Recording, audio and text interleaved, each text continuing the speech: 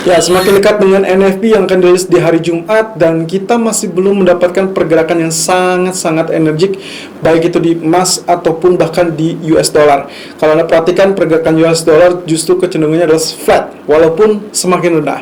Demikian pula dengan gold yang walaupun dia sempat tertekan kembali tapi dia berhasil rebound sampai zona tengah dan kembali tutup di zona 1813, 1814. Dan pagi ini kita menemui lagi area 1810. Pertanyaannya apakah dia akan terus turun atau memang nantinya akan rebound kembali dan bahkan rally? Tentunya jawabannya baru akan terjawab esok hari di saat rilis data non-farm payroll. Nah, terkait dengan data ADP tadi malam yang dirilis di bawah atau bahkan jauh di bawah ekspektasi, ini sebetulnya berkaca dengan status dalam 3 atau 5 bulan terakhir persis dengan data yang kemarin saya suguhkan, di mana ADP dan NFP kecenderungannya tidak terlalu sinkron. Padahal dulunya kalau misalkan kita berestimasi untuk NFP, kita bisa berkaca dengan data ADP. Jadi kalau misalkan lihat dari seperti ini, 5 bulan terakhir saja tidak sinkron, otomatis ADP yang jelek, kemungkinan NFP belum tentu akan jelek juga. Jadi kita masih tetap wait and see, dan itulah sebabnya kenapa kami memperkirakan kemungkinan masih sideways untuk gold. Strategi yang terbaik adalah melakukan sell di area resisten dan juga area buy di zona support. Tentunya dengan catatan pula, kalau misalkan kita mendapati teritori resisten tangguh 1825 betul-betul disentuh atau bahkan ditembus, maka kita bisa ekspektasinya esok harusnya dia akan kembali rally.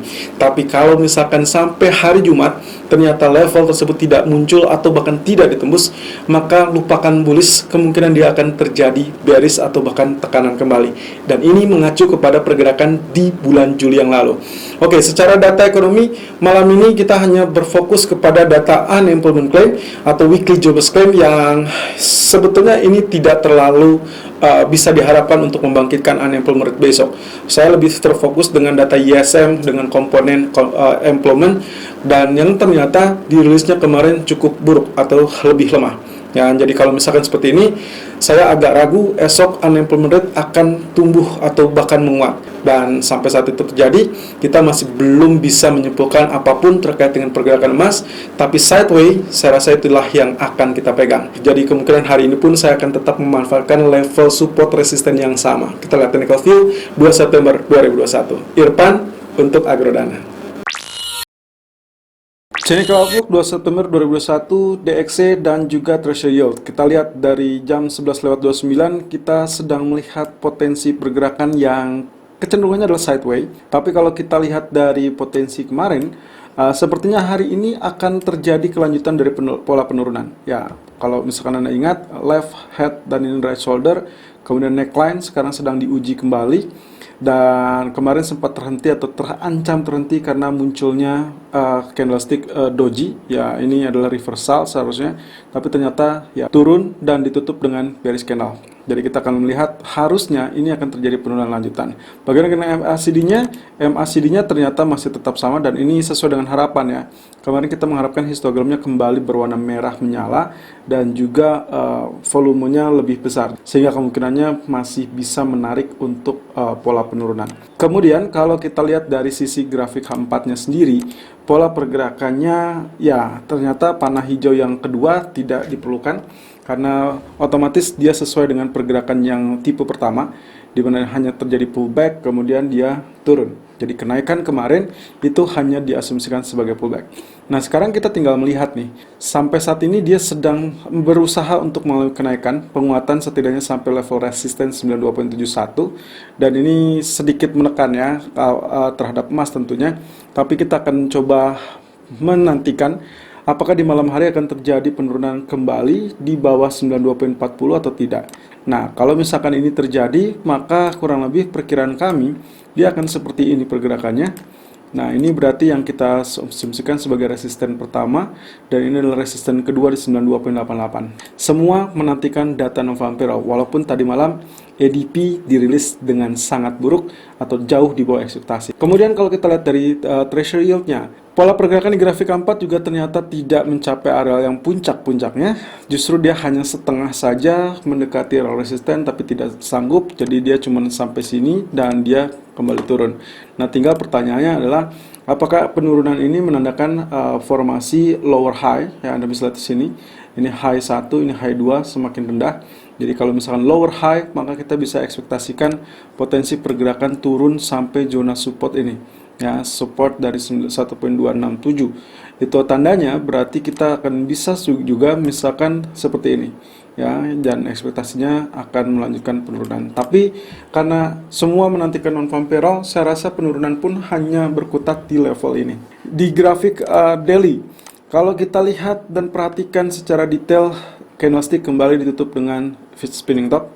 Jadi dia pun masih bergerak di bawah garis trendline kita, dan saya rasa ini masih cukup efektif mengandalkan terkait dengan double top. Technical view 2 September 2021, gold di jam 11:34 waktu Indonesia bagian barat, high 1815.80 dan low 1810.90, running price 1811.30. Oke, saya coba cek terlebih dulu. Kurang lebih kalau misalkan kita lihat dari potensi-potensi yang ada, sebetulnya skenario pergerakan kemarin sudah sesuai dan tidak terlampau jauh dari apa yang kita perkirakan ya.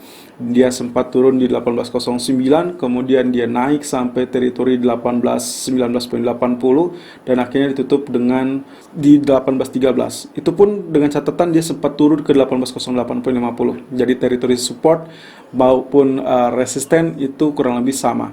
Nah, di sini saya akan memberikan kabar positif ataupun negatif.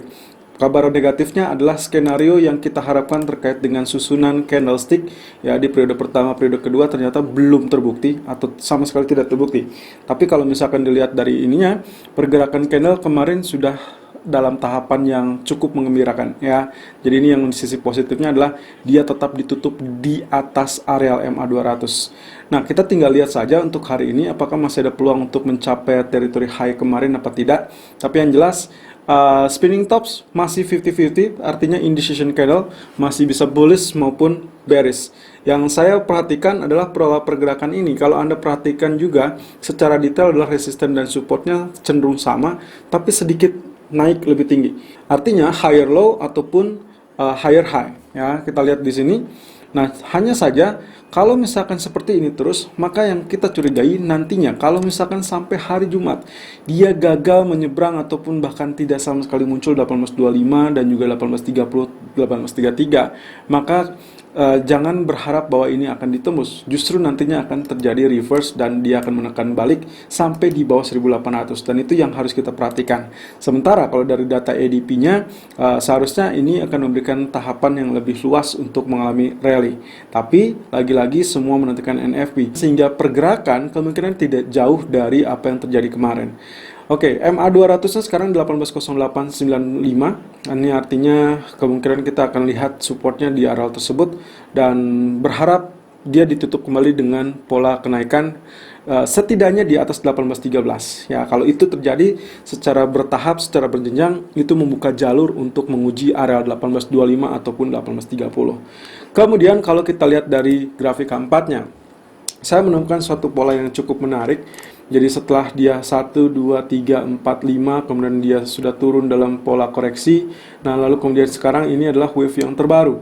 Wave yang terbaru kalau Anda gunakan dengan trendline, ternyata kemarin pun dia masih tertahan. Nah, sekarang dengan kondisi yang mendekati area support, seharusnya ini sudah memasuki teritori buy kita di teritori 1810, 1812, 40 ya. Dan ini berarti kita tinggal tunggu TP pertamanya 1817 atau Anda bisa turunkan di kisaran 1815, 1816. Kemudian asumsi saya adalah nantinya kita bisa berharap di 1817, 1818 justru terjadi breakout sehingga ini akan membuka peluang untuk rally selanjutnya. Walaupun ada tantangan di 1822.90 ya. Jadi TP kedua saya cukup di 1822.80 saja. Stop loss kali ini saya gunakan di teritori 1803.00. Alasannya, kalaupun dia tembus di zona trendline, berarti ekspektasi saya akan melihat pola pergerakannya itu adalah 50% dari white long atau long white candle ya. Ini yang di tanggal 27 yang lalu kita mendapati real body atau 50% dari real body adalah di 1804.90. Jadi saya gunakan patokan tersebut untuk menakar ataupun memasang SL saya. Jadi SL-nya harus ada di bawahnya. Nah, kemudian kalau kita lihat dari seksama, ini berarti menandakan adanya pola mirip dengan triangle ya. Dan kalau misalkan ini dihitung sebagai area kenaikan, maka dihitungnya ini sebagai bullish pennant. Tapi apapun itu intinya sama. Anda bisa melakukan buy on dip atau menunggu buy on breakout. Kalau buy on dip berarti di kisaran yang sudah terjadi sekarang 1810, 1812, walaupun ada area supportnya adalah 1809, 1812 ya. Lalu kemudian buy on breakout itu akan berada di 1818, 1820. Jadi kalau misalkan Anda menunggu kepastian dia breakout, tunggu saja di atas 1820. Walaupun itu dengan catatan pula akan menemui tantangan dan rintangan di 1822.90. Ya, sangat berlipat, sangat berlapis-lapis area resisten, jadi mohon perhatikan area-area tersebut. Terakhir di grafik H1-nya juga ternyata dia sudah ditembus ya, jadi ini terlalu krusial sebetulnya, tapi ya saya berharap areal arsir merah ini tetap menjadi areal yang cukup layak untuk dijadikan ataupun berharap sebagai support efektif. Berarti 1806, 1810 itulah teritorinya, dan kita harapkan di sini nantinya dia terpantul kembali. Selalu gunakan stop loss dan risk management sesuai dengan equity dan strategi trading Anda. Irfan untuk Agrodana.